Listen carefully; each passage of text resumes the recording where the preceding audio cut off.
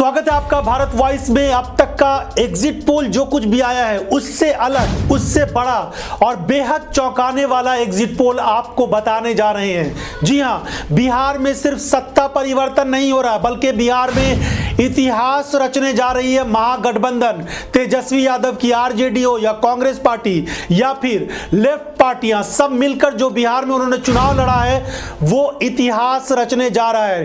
Today's Chanakya की अगर माने और उसके एग्जिट पोल की माने तो बिहार में महागठबंधन इतिहास रच रहा है और 200 के करीब सीटें बिहार में मिलने जा रही है महागठबंधन को। भारतीय जनता पार्टी के लिए भारी संकट की घड़ी, नीतीश कुमार के लिए मुसीबत का वक्त और तेजस्वी यादव और महागठबंधन के सहयोगियों के लिए यह बड़ी खुशी की बात हो सकती है, बड़ी राहत की बात हो सकती है कि बस बहुमत का आंकड़ा वो नहीं पार कर रहे हैं, बहुमत के आंकड़े उनको नहीं मिल रहे, बल्कि टुडेज चाणक्य के एग्जिट पोल की माने तो ऐतिहासिक जीत बिहार में महागठबंधन जीत रहा है। और 10 नवंबर को जब वोटों की गिनती होगी तो 200 या उसके करीब इनको सीटें आएंगी। बहुत ही सोच समझकर टुडेज चाणक्य ने ये एग्जिट पोल किया है। बहुत सारे आंकड़े जुटाए हैं। इसके पहले बहुत गंभीर सवाल भी उठे थे बहुत सारे एग्जिट पोल पर। टुडेज चाणक्य का ये एग्जिट पोल हालांकि बहुत बाद में आया है, बहुत सारे एग्जिट पोल आ गए उसके बाद इसने ये एग्जिट पोल जारी किया है। ये बहुत ही खास है।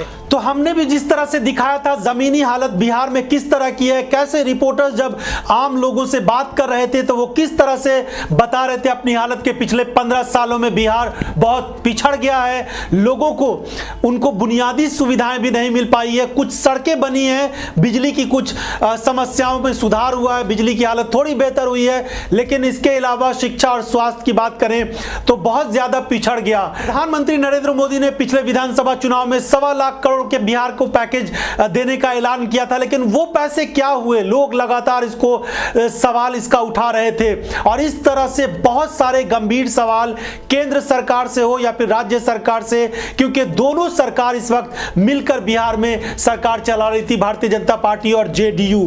तो इसीलिए आम लोगों की नाराजगी साफ दिख रही थी। तेजस्वी यादव की रैलियों में भारी भीड़, प्रधानमंत्री नरेंद्र मोदी की रैलियों में लोगों के अंदर उत्साह नहीं होना।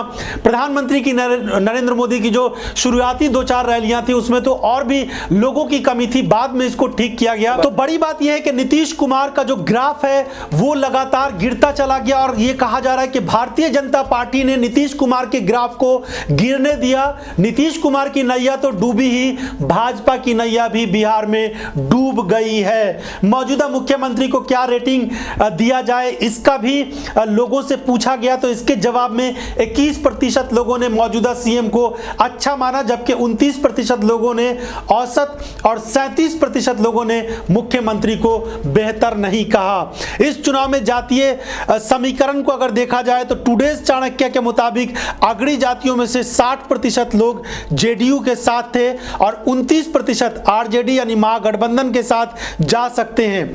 यादव 22% जेडीयू और 69% आरजेडी के साथ जाने की संभावना है, जबकि मुस्लिम्स में से 12% जेडीयू के साथ और 80% मुसलमान आरजेडी के साथ नजर आ रहे हैं। इस आंकड़े को अगर माने तो इस एग्जिट पोल में जो सर्वे किया गया, लोगों से पूछा गया उसके हिसाब से, तो ऐतिहासिक जीत बिहार में दर्ज कराने जा रही है महागठबंधन। बहुत बड़ी बात है। यह बात सच है कि टुडेज चाणक्य के एग्जिट पोल ने सभी को चौंका दिया है। बिहार में भारतीय जनता पार्टी के लिए यह बुरी खबर हो सकती है क्योंकि ऐतिहासिक जीत दर्ज करती हुई नजर आ रही है महागठबंधन, और वहां पर सिर्फ सरकार नहीं बल्कि सरकार के बहुमत से ज्यादा सीटें ला रही है। भाजपा के लिए बड़ा झटका और कांग्रेस पार्टी के लिए बड़ी राहत की बात और जेडीयू के लिए बहुत नुकसान हो गया भारतीय जनता पार्टी के साथ गठबंधन करके, जो आरजेडी के साथ गठबंधन तोड़कर नीतीश कुमार गए थे।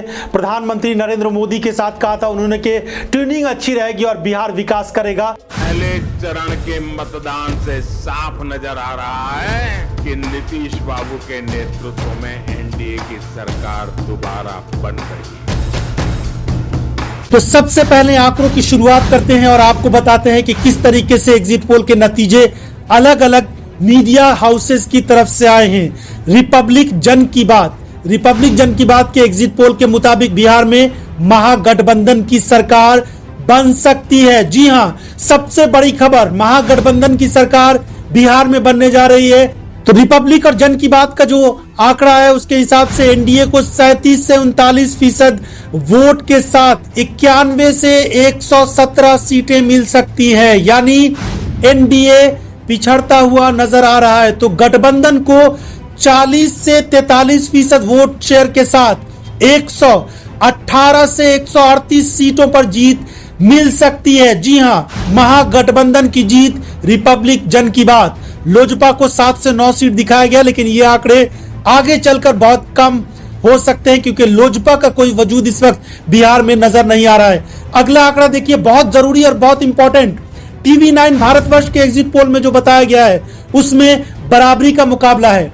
टीवी9 भारतवर्ष के एग्जिट पोल के मुताबिक एनडीए को 110 से 120 सीटें मिल सकती है, तो महागठबंधन को 115 से 125 सीटें मिलती दिख रही है। लोजपा को 3 से 5 सीटें, यानी 3 और से 5 के बीच लोजपा को मिल सकती है। एक बड़ी बात, टुडे चाणक्य ने एक सर्वे कराया था कि सबसे अच्छा मुख्यमंत्री कौन और कौन हो सकता है अगला मुख्यमंत्री, और मुख्यमंत्री लोगों का पसंदीदा मुख्यमंत्री कौन हो सकता है, और सरकार क्या लोग बिहार के बदलना चाहते हैं।